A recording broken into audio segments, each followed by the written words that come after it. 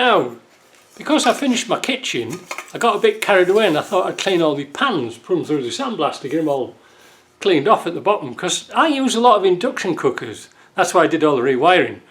But the problem with induction cookers, and this is a proper induction pan, they can distort the pans. How?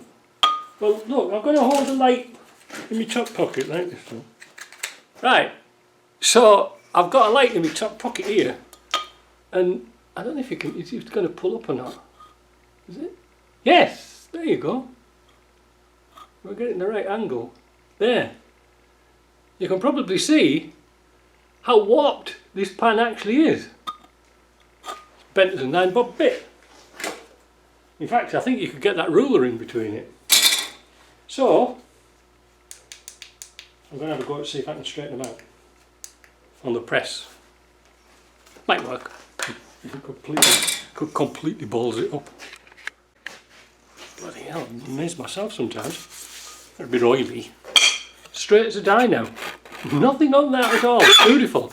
I supported with 2 blocks of wood, block of wood in the middle, and twisted it, and it came out nice. Oh, I bet some people would throw that out. Oh, I get my sausage out now.